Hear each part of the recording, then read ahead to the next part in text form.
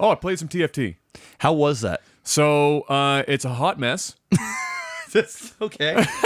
I watched you play it for a little bit. I still don't understand how the game works. Neither do I, but that's fine because it actually just doesn't really matter all that much. Okay. So there's so much RNG in this game that even if you know what you're doing, your best possible scenario is that you have memorized all the various ways in which RNGesus can fuck you in the ass, and then you circumvent that to the best of your ability. So you got to try and meta the possible RNG. Yes, but also it still doesn't really matter all that much because at the end of the day, there are certain power spikes that if somebody hits it, GG. you're in some doo-doo butter, and it's all RNG because the champions that you roll in your select every time completely fucking random.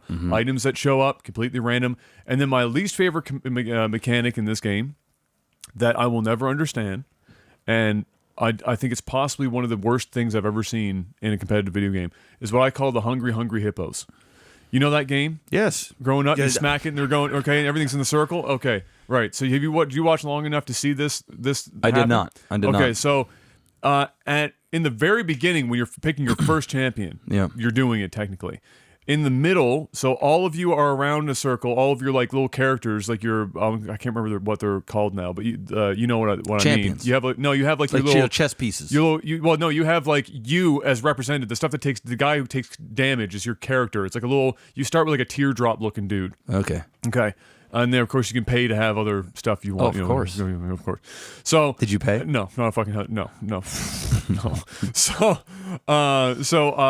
You wait for in the beginning, and then there are champions that show up in a circle that are like playing musical chairs. They're walking in a circle in the middle of this little area, and you guys are all the players are in a circle around. Your spawn points of where you are in that circle is random, and then it's a free for all. You go in and whatever you touch first, whatever champion you touch first, that's your pick. That's what you're getting. Oh. And it's so random? depending on where the champions might stop in that circle when you have the ability to leave and go get it, and then who gets to what first and everything, it's like musical goddamn chairs meets hungry hippos. And so that happens at like usually 3 times throughout a match, depending on how deep into the game you go. And the thing about that is that those champions, especially in the later phases of the game, can get, they end up being higher level champions, and they have items already attached to them. And some of those items can basically dummy you, change the fucking whole game, right? Yeah. And when, other than the first round, which everyone goes at the same time, it goes in ascending order, basically. So when you do select in the next ones, so if you're in first place, so you took the least amount of damage in between those 2 rounds, for the next round you're last. Oof.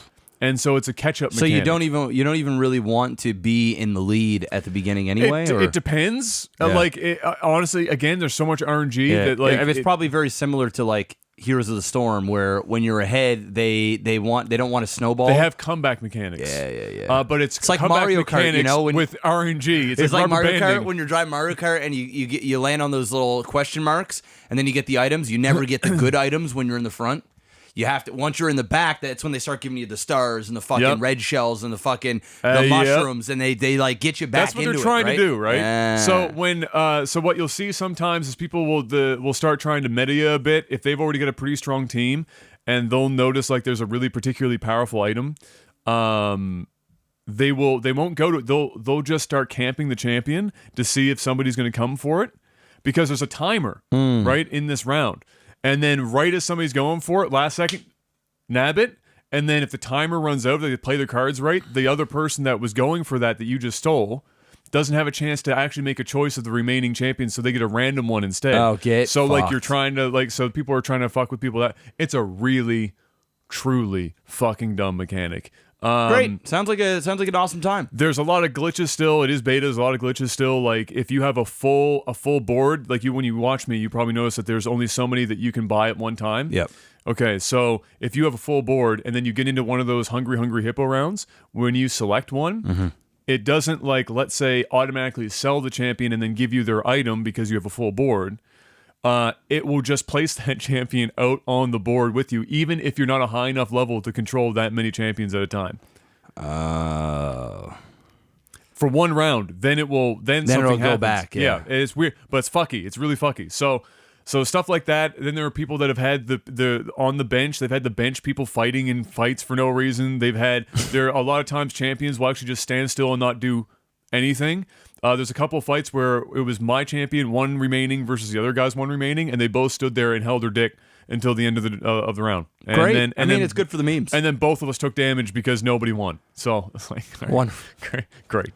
So it is a bit of a hot mess. There's a lot of RNG. The strategy is hard to come by because there's so much RNG. Your best guess is that you have to try and keep track of who's got what, who's building towards what, and try and counter it as best you can with the random shit that you're given. Yeah. And then the placement of where you put your guys on the board has some strategicness to it. It's not that much. Yeah.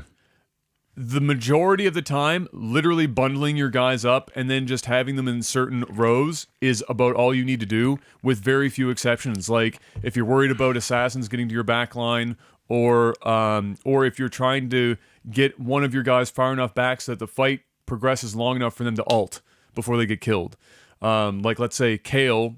If you remember Kale's ult in League, it makes them invulnerable. Yeah. Any one of your allies. And so if you have like a level 1 Kale, because she's a late game champion, she's a legendary, and she's not very strong, she still get blown up. You like stick her in the back to hope that she doesn't, or surround her with guys to hope that she doesn't get blown up, so that she has the chance to get her ult off before she dies, stuff like that. But it's minimal. So I did have like I have fun with it. If you don't take it too seriously and you have like some fun, you do some meme builds. I've been memeing with Blitzcrank a lot. Blitzcrank's actually low-key god in that game. I got him level 3 a couple times, and he will solo entire fucking teams like an absolute legend. Because his ability, obviously his pull, what it does is it pulls the furthest hero or champion away, which is often their carry. Best, their best guy, right? It's very rare. Them. Sometimes if they know you got blitz, they'll try and meta you. Yeah. They'll put like a Garen in the back or something. Yeah. But oftentimes they don't, and then blitz. And so if you put like a tier or something else, he can use his pull once every like fucking 4 seconds. And so I had fights where Blitz would like, I gave him a bunch of magic damage, and then he just pull a carry, hit him once, dead, and then 3 seconds later pull another carry, hit him once, dead, and he just fucked people up. Sounds like a good time. So like you can meme a bit, you have a little fun with it, but it's at the end of the day, it is a fucking 5-alarm fire, bro, straight up. I haven't played Underlords yet, the Dota. The Dota one. I've watched some of it. It is an infinitely more polished, infinitely more tactical. They actually tell you what all the heroes do. They actually tell you what all the items do properly. There's no guesswork. There's no bullshit. There's way less RNG, and so you can actually counter people effectively. Well, that doesn't surprise me any. I mean, that doesn't surprise me. And they didn't put it in the client. Yeah, it's its own thing. Which means it can go on mobile, which it already is. Whereas Riot, being full-blown retargeted. Well, they just want to get their shit. They just want to get their shit out, right? And now it can't go on mobile without them having to rebuild it. I bet you their in-game currency for buying shit is probably just the Riot stuff, right? Yeah, it is. Yeah. So that's why they did it, right? They have all the infrastructure. They just slap it in. Mobile for auto chess, dude. That's the show. Like that. Honestly, that's like the new card game. Yes, right. That's what that is. So they're working on it. It's like a 3D card game. But they were definitely on their back foot a bit on that one. Yeah. Yeah. So there you go. So I played some TFT, and it is a meme. It is a meme for sure.